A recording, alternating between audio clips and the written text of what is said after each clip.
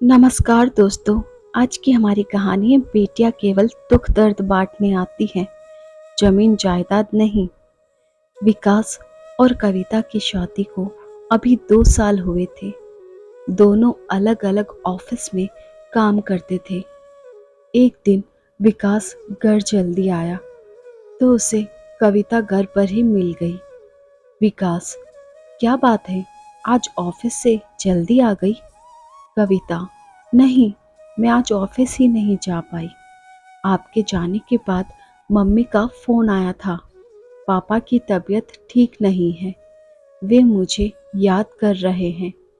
विकास, अरे, तो इसमें सोचने की क्या जरूरत है? उनसे मिल आओ, उन्हें भी अच्छा लगेगा। वैसे भी वे दोनों गांव में अकेले रहते हैं। तुम्हारे भाई भाभी तो शहर में रहते हैं। कविता, हाँ, पर अकेले जाने बहुत परेशानी होती है। गांव तक का रास्ता भी ठीक नहीं है। क्या आप मेरे साथ चलेंगे? हम 2 दिन में वापस आ जाएंगे। विकास, मुझे तो ऑफिस में बहुत जरूरी काम है। एक काम करो, 2 दिन बाद का प्रोग्राम बना लो। मैं कल ऑफिस में छुट्टी के लिए बात कर लेता हूँ। कविता, ठीक है, आप कल बता देना तो रिजर्वेशन करा लूंगी। अगले दिन दोपहर को कविता विकास को फोन करती है। कविता, विकास, आपने बात कर ली छुट्टी के लिए? कब निकलना है? विकास, हाँ कविता, कल का रिजर्वेशन करा लो। हम कल सुबह निकल जाएंगे। अगले दिन दोनों ट्रेन से गांव पहुंच जाते हैं। कविता और विकास जब घर पहुंचते हैं तो उसके पिता अंतिम सांस ले रहे होते थे। उन्हें देखकर कविता फूट फूट कर रोने लगती है। कविता, माँ, आपने तो कहा था पिताजी की तबीयत ठीक नहीं है। ये इतने बीमार थे तो पहले क्यों नहीं बताया? हम इन्हें शहर के किसी अच्छे हॉस्पिटल में दिखा लेते। माँ, बेटी, तेरे पापा ने जिद पकड़ रखी थी कि वे अपना अंतिम समय यही गांव में बिताना चाहते हैं। तभी पीछे से संजय की आवाज आई। संजय कविता का भाई था। संजय, हाँ, सब कुछ बेटी ही करेगी। बेटे के लिए तो इस घर के दरवाजे पहले ही बंद हो चुके हैं। सारी खबर बेटी को दी जाएगी, यही इलाज कराएगी। कविता, भैया, आप यह क्या कह रहे हैं? मैं भी अभी अभी आई हूँ और आपका फर्ज है माँ बाप का ख्याल रखने का। आप यहाँ से जाने के बाद कभी इनसे मिलने नहीं आए। संजय, तुम दोनों जा आ जाते। गांव का हिस्सा अपने नाम करवाने हमारी क्या जरूरत है? कविता, भैया, आपको शर्म नहीं आती? इस समय भी ऐसी बात कर रहे हो? देख नहीं रहे पिताजी की हालत? विकास, संजय, हम दोनों को तुम्हारे गांव की जमीन जायदाद की जरूरत नहीं है। हमारे पास बहुत कुछ है। यह हिस्सा तुम्हें ही मुबारक हो। और जरूरी नहीं कि बेटी अपने पीहर आए तो हिस्सा मांगने ही आएगी। संजय मौके की नज़ाकत को देखकर चुप हो जाता है। कविता को अपने भाई की बातें बहुत बुरी लग रही थी। वह अपने पापा के सिरहाने बैठकर रो रही थी। पिछले कुछ सालों की बातें उसके दिमाग में घूम रही थी।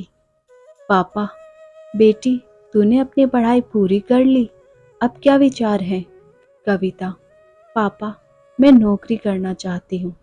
उसके लिए शहर जाना पड़ेगा। पापा, ठीक है, तू नौकरी के लिए अप्लाई कर, मैं तेरे साथ शहर चलूँगा। कुछ ही दिनों में कविता की नौकरी पक्की हो जाती है। उसके पापा उसके साथ शहर आ जाते हैं। अच्छे से उसके रहने खाने का इंतज़ाम कर देते हैं। कुछ दिन उसके साथ रहकर वापस गांव आ जाते हैं। इस बात से संजय और उसकी पत्नी बहुत गुस्सा होते हैं। वे दोनों हर दिन माता पिता से लड़ते थे। एक दिन दुखी होकर पिता ने दोनों से कहा, पिता, तुम अपना रहने का इंतजाम कहीं और कर लो। हमें चैन से रहने दो। ये लो 1 लाख रुपए। संजय अपनी पत्नी के साथ शहर आ जाता है और नौकरी करने लगता है। उसके बाद संजय कभी गांव नहीं गया, जहां तक कि बहन की शादी में भी वह नहीं पहुंचा। यही सब सोचकर कविता रो रही थी। तभी उसके पिता ने आंख खोलकर अपनी बेटी को देखा। उनकी आंखों में अब पहले जैसी चमक नहीं थी। अकेलापन और उदासी छाई हुई थी। उन्होंने एक बार कविता को देखा और एक बार अपनी पत्नी को देखा, जो उनके पैरों के पास बैठी रो रही थी, जैसे वे कह रहे हैं कि मेरे बाद तेरी माँ का क्या होगा। कविता, पापा, आप माँ की चिंता न करें, इन्हें मैं अपने साथ रखूंगी। कविता की बात सुनकर उनके चेहरे पर संतोष के भाव आए, लेकिन आंखों से आंसू बह निकले। कुछ देर बाद उन्होंने आंखें बंद कर ली और कुछ ही देर में प्राण त्याग दिए। 13 दिन तक घर में रिश्तेदारों का जमावड़ा लगा रहा। रीति रिवाज होते रहे। 13वीं के बाद सब चले गए। कविता, विकास, क्या हम माँ को अपने साथ रख सकते हैं? विकास, हाँ क्यों नहीं, लेकिन मेरी एक शर्त है। कविता, वह क्या विकास? यह पूरी जायदाद माँ को संजय के नाम करनी होगी, जेवर रुपया सब कुछ। नहीं तो वो यही कहेगा जायदाद के चक्कर में माँ को ले गए। कविता ने संजय को बुलाकर अपना फैसला सुनाया और पेपर तैयार करवाकर सब कुछ उसके नाम कर दिया। चलते समय कविता ने संजय से कहा, कविता भैया, एक बात याद रखना, बेटियां केवल दुख दर्द बांटने आती हैं, जमीन जायदाद नहीं। धन्यवाद दोस्तों। ऐसी और कहानियां सुनने के लिए चैनल को सब्सक्राइब कीजिए